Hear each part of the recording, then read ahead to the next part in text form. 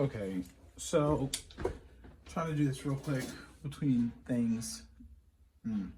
So I had to do this a while. I think the first time I ever had to do some type of independence thing like this was back in college, maybe. Terry Lynn assigned something that we had to do, which had involved a ride pattern. But basically what I did was I broke it up into sections. You can choose to do it 4/4, which is probably the way most people are using it, 4 over with the 5/4, and then you can do it in 5. 4 is probably easier because you have this pattern happening with the ride and the hi-hat.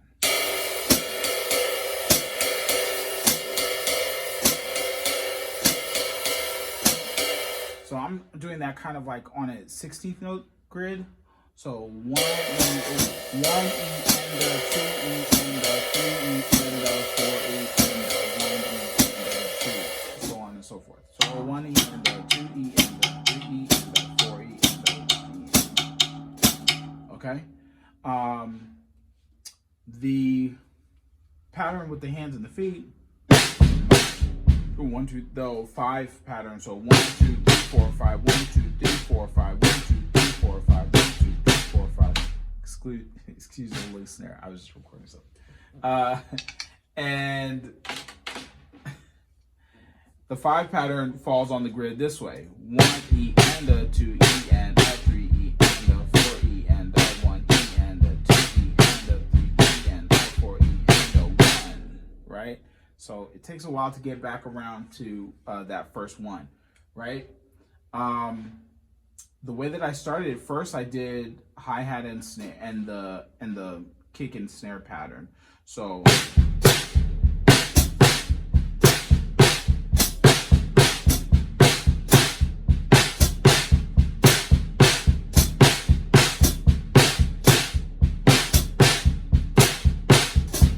and I really just did that for a really long time until I felt comfortable just like playing that for a long time, you know.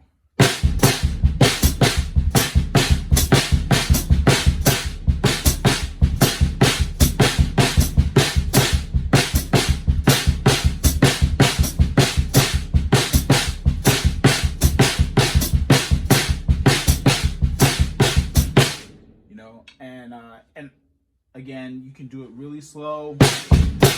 So 1 E, 2 E, and 3 E,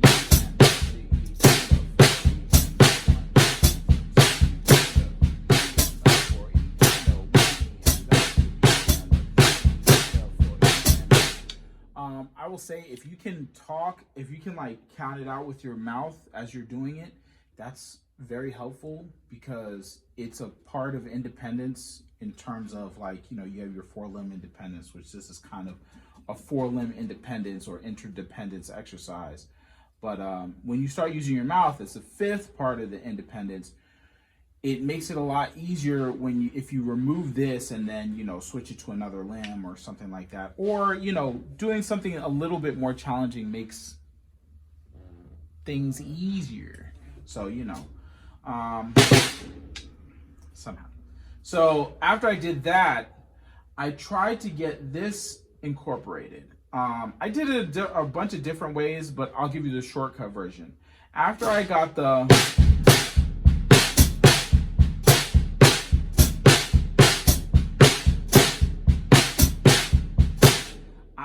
as opposed to putting in 1 E and 2 E and 3 E and 4 E and I basically just kind of made 8th notes. So 1 and 2 and 3, just to see if I can mark time doing it, you know.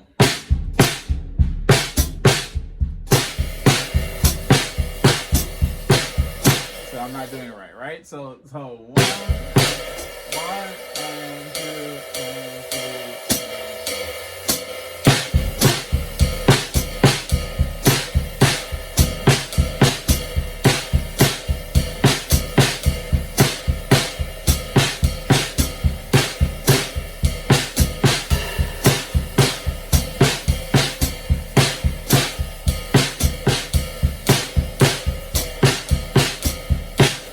that was a little helpful to get that swing back and forth happening.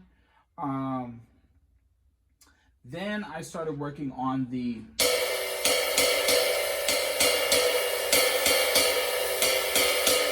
and one thing that helps me with the right hand and the ride pattern is thinking of that three grouping. So you have the first hit, one, and then you have and two, or one. If we're doing one E and it's one and two and three, 1, 2, 3, 1, 2, 3. So you have like a group of three that's happening. It starts with the one hit, and then you have group three.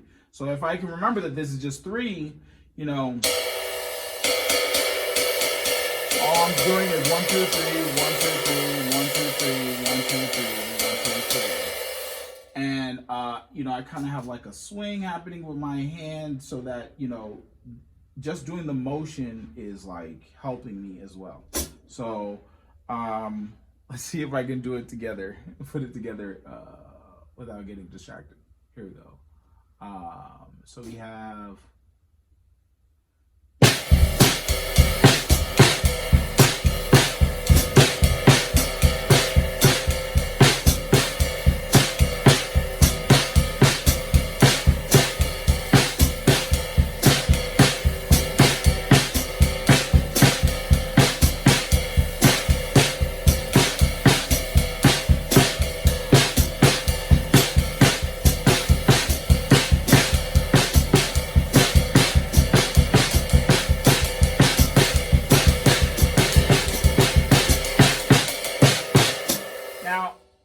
what I will say is that there's another part of the independence that I did do. So this cut was kind of easy. This idea was easy to do. Now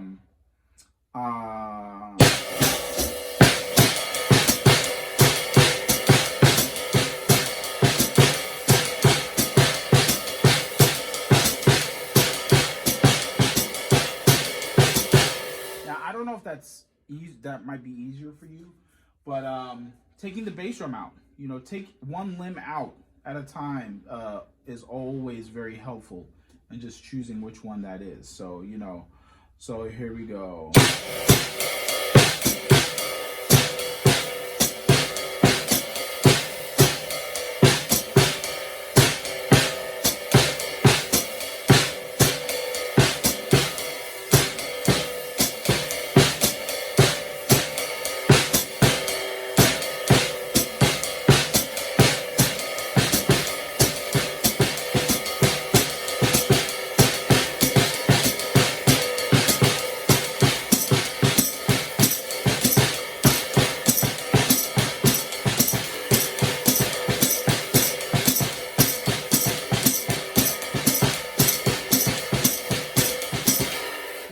I do a lot of this stuff at varying speeds just to feel kind of what my body feels like when I'm playing these things, and that also helps with keeping that time and rhythm going properly. So yeah, try that too. So then yeah, after that it's just trying to put it all together, and there might be some hiccups there. You can approach it with interdependence, you know, sight reading it, and looking at which hands are landing at what time, and that's one way to go about it. For me, while I can write out a lot of these things, you know, fairly easy, in the end, it's really the independence that has to happen. Like I have to kind of float.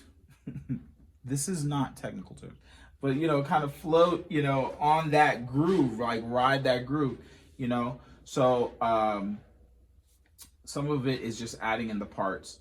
You know, writing it out is a way. It's everything is useful.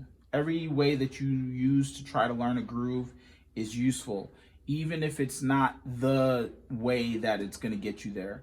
It's part of the way that's going to kind of ease a little bit of anxiety. You know, one part, like before I write it out, a lot of times, if I'm looking at the music, if I don't look at the music, sometimes I'll stop playing because I'm like, oh, maybe my hi-hat and my bass drum is not supposed to play at the same time. And then I have to go back and try to, but writing it out shows me, okay, these things are okay. And it unlocks those things that kind of end up being crutches. So yeah, in the end, it's really, for me, it's independence, and just kind of trying to float that, so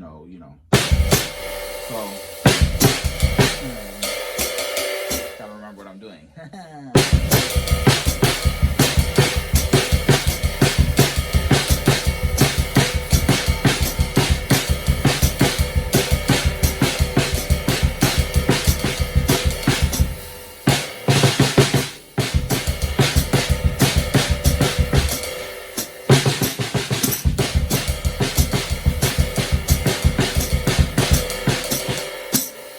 And if you find yourself in this space where you're trying to go fast and it's not working, go slowly. Granville.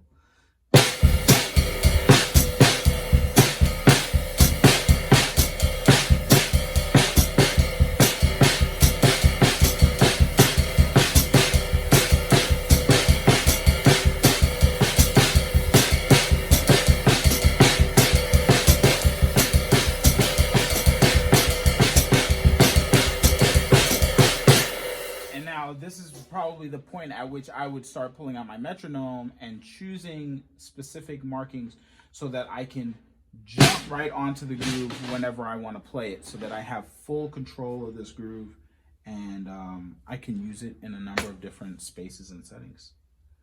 But yeah, that's my short little rundown. Was that long? All right.